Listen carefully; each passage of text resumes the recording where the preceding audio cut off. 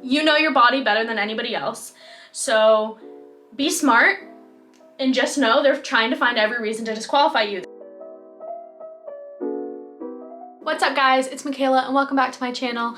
And today's video was actually requested by Lisa York, and I think this is actually going to be really helpful for some people. I actually didn't even think about it, to be honest, because I went to MEPS, a couple of years ago, and it was just so far behind me. So yeah, I hope this video helps you if you are wondering what the whole MEPS process and day will look like.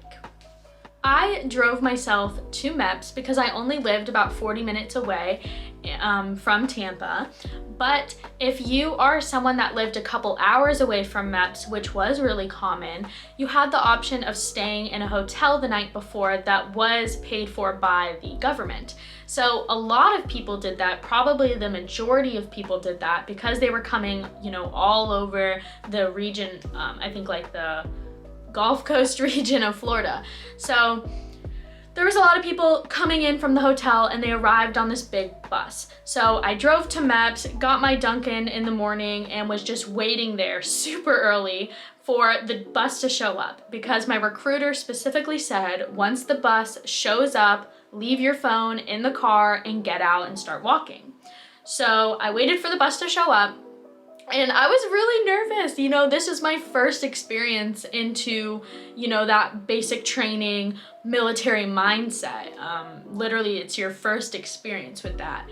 And the bus pulled up, and so I immediately got out of my car, and I couldn't bring a jacket or anything. And it was the coldest day of the year in Florida.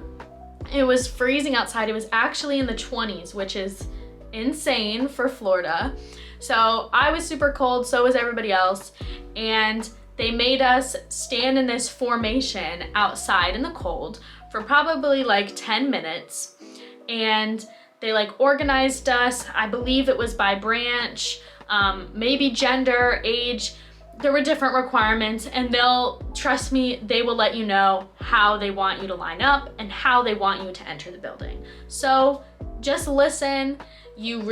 That's my biggest advice for MEPS, is listen, because they're going to say a lot of directions and you don't want to be distracted talking to someone else and have to ask again, like, oh, what was that? You don't want to be that person. So just make sure that you're listening, and you'll be fine. Oh the sun is casting these shadows. Hold on. So MEPS was a super long day. We had to get there really early. I don't remember how early, but if you are driving yourself, and even if you're in the hotel, your recruiter is going to let you know everything. You won't be left, to figure it out on your own. Your recruiter will tell you. Also for females, there is specific underwear and bras that you have to wear, because for one portion of MEPS, you are going to have to strip in a room and do all these different mobility tests and a physical. So you pretty much just have to wear granny panties and a modest conservative bra. No lace, no thongs, anything like that. And I don't know how it is for guys because I'm not a guy. So yeah. So MEPS, there's pretty much two portions. There's the physical and medical aspect, and then there is the enlistment, paperwork, swearing in process. So the first thing you're going to do, I believe, is the medical, and that's really to see, are you even fit to join in the first place before they have you swear in? And that's going to consist of a blood and a urine test, and that's testing for, if you're a girl, pregnancy, and for everybody, drugs and STDs like HIV. So you're gonna do a blood test and give a urine sample. They're also going to check your hearing, your eyes, and then, like I said, the other mobility tests. And what that is you stand in a room. I'm actually gonna stand up. So you stand in a room and you're in a line, and at this point you're stripped, you're in your bra and your underwear, and you're standing there, and the person is going to walk by and make you do different things. So they're like, oh, roll your wrist. So you're gonna, roll your wrist, and they're gonna walk by and make sure that you can do that with no problem. And then they're gonna ask you, I think, leg swings and just different exercises. The most well-known exercise of MEPS is the duck walk.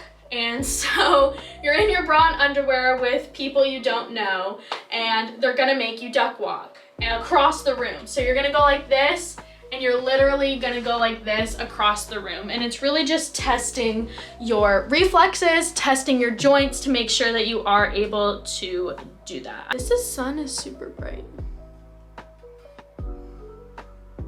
So the next part of that physical that they're going to do is they're gonna call you in individually into a separate room, and they're going to do a full physical exam. I'm talking a full physical. So they're gonna do a breast exam and make sure, you know, if you're a girl, you don't have any lumps, anything, you know, to be concerned about. And they're also going to check your vagina to make sure that you don't have any piercings. So if you do have any piercings down there, you are not allowed to have them at MEPS or in basic. So you have to take that out. And I guess they're checking other stuff, I'm not really sure, but I do know that I was literally completely naked laying on the table. So that was a little awkward, to say the least. And the woman that was doing my exam was fairly rude. I want to say I even might have reported her because she was just very, very disrespectful to the questions I was asking, and I just wasn't having it. Now, once you do the medical, and if they say that you're good to go, as far as, oh, you're medically cleared, everything's good, then you're gonna go on to the paperwork process, and that's really just signing everything, and then you're gonna swear in. So the swear in, you know, you go in this room, and then you're gonna raise your hand, and they'll tell you what to say. But yeah, you're making your oath to your country. That's the first time that you do that, and you will do it again the day you ship out to go to BMT. So really, MEPS is nothing to be afraid of. Like I said, the biggest thing is just listening. And when you're filling out paperwork, to backtrack, I want to say there is some paperwork you fill out before you do certain medical things.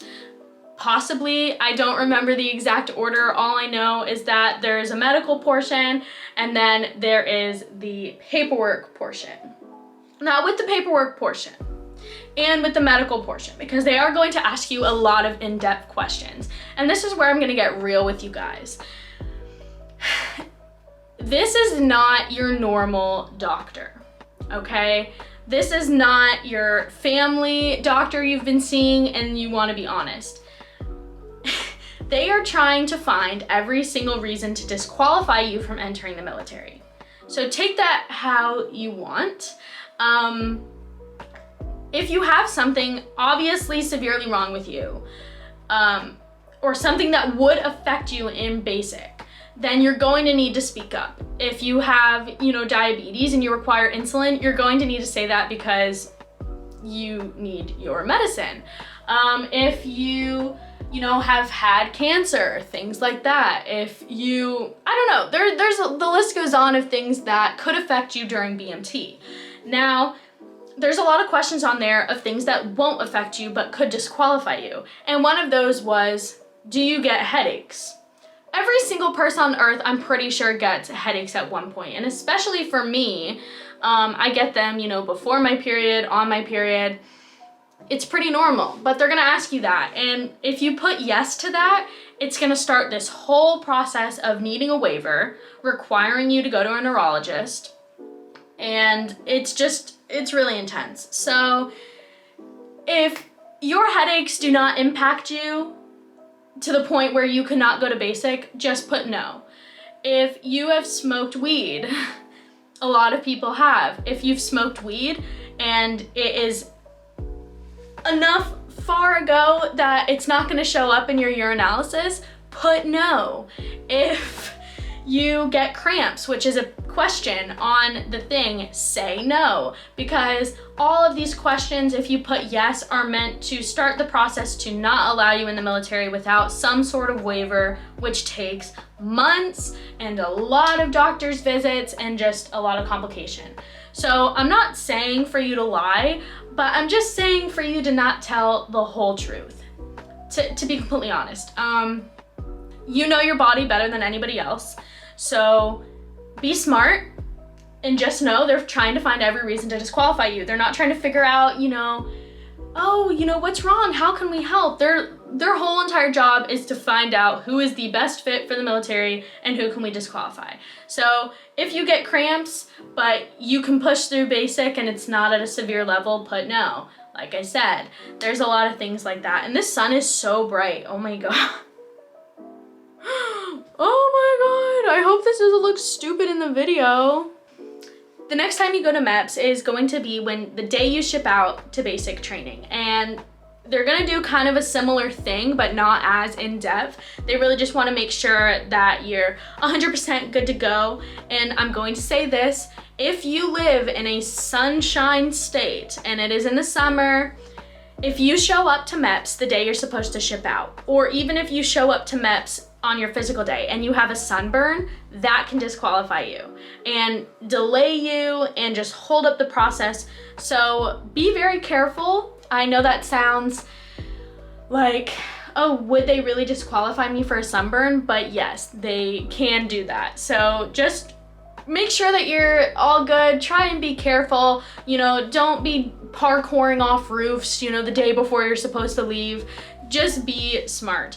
And on that note, that also means be smart legally. So if you're somebody that speeds, a lot of people speed, be careful because you cannot go to basic with any tickets pending. So if you get a ticket 3 days before you're supposed to go and that's not all handled, you're not going. So make sure that you don't get a ticket and make sure that your medical is all good and that you're healthy. However, I shipped out to basic with a severe UTI and I knew I had a UTI, but I didn't want it to hold up my process. And the day I got there, like the first full day, when we wake up in the dorm, I told my MTI and they sent me to medical. Nobody yelled at me. They were very understanding and they got me the help I needed. So if you do have something wrong with you, if you have, have a cold, you're not gonna get sent home from basic. Once you're there, you're there. There's only a couple ways that you're leaving and it is a process to do. They've invested way too much money in you at this point for you to just, get the boot. If you have any questions about MEPS, please comment below.